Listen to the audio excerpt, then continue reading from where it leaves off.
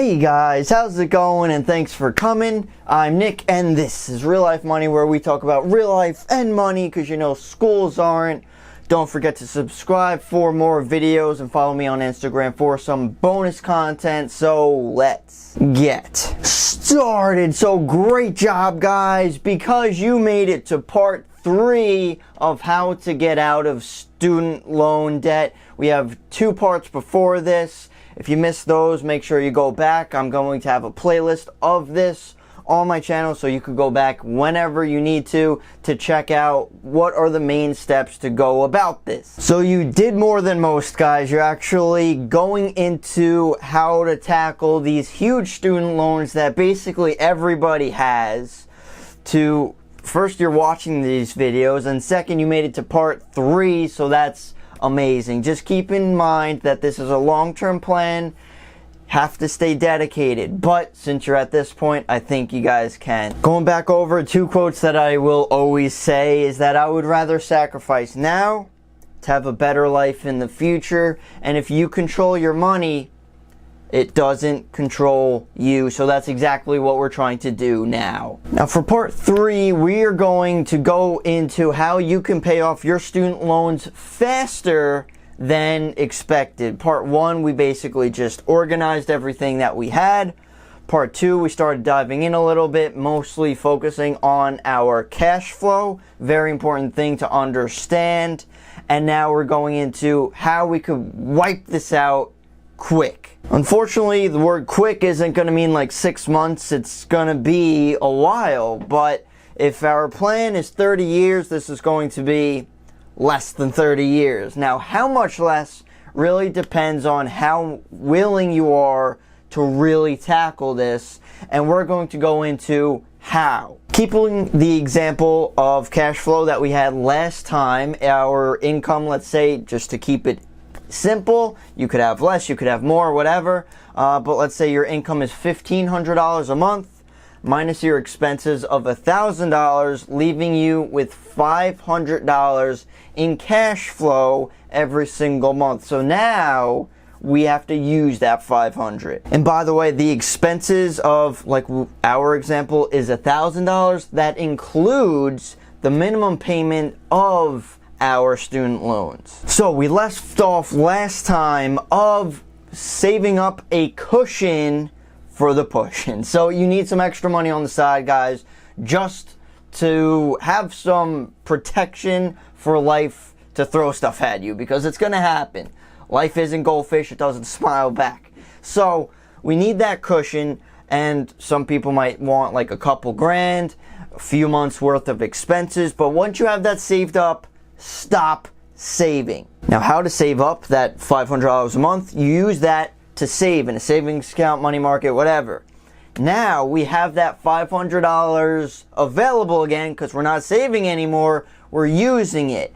First, we have to see if we have any smaller debts, because these student loan debts are huge. It's basically a mortgage for some people.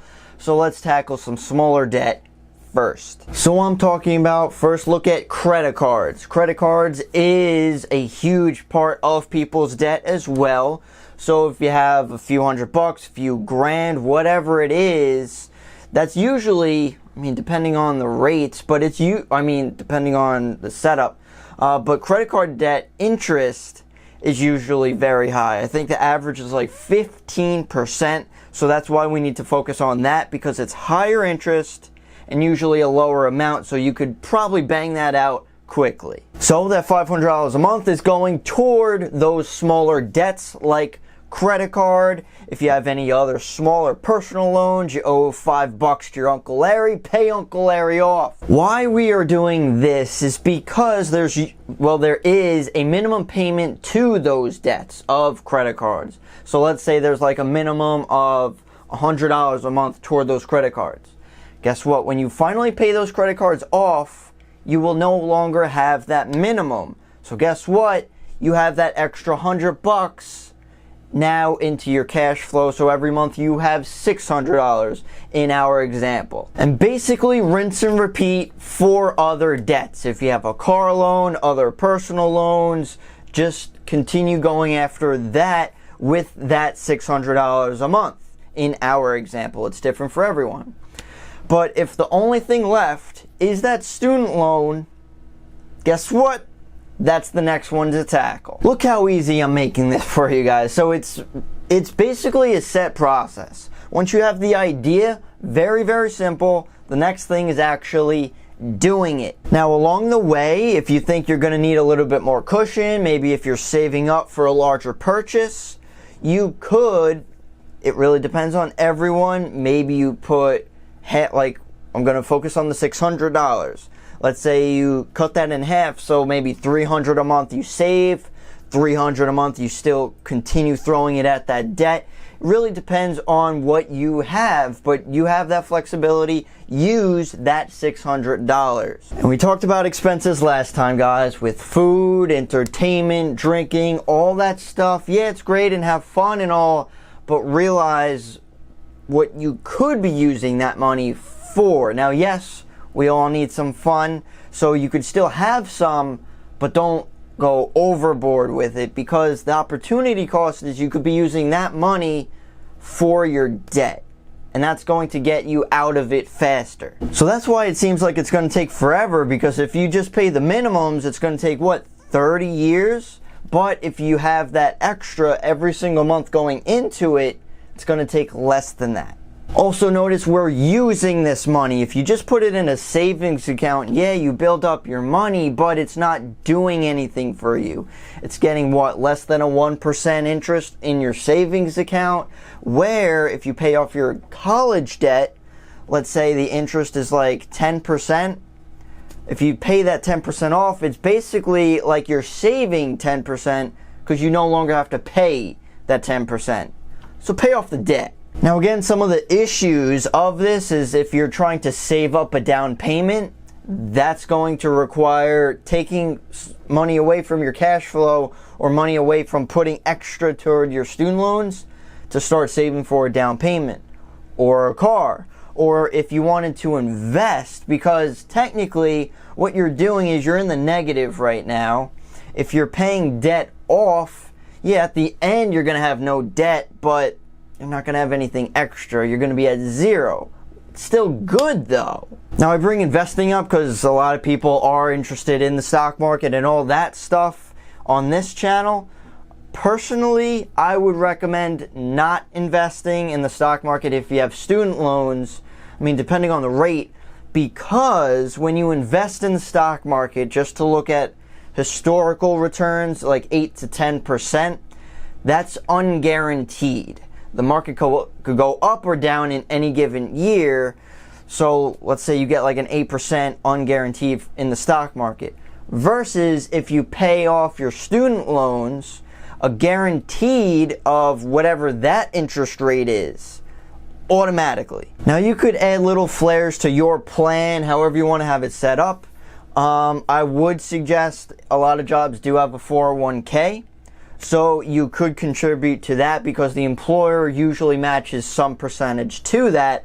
So that's free money. I would suggest picking that up.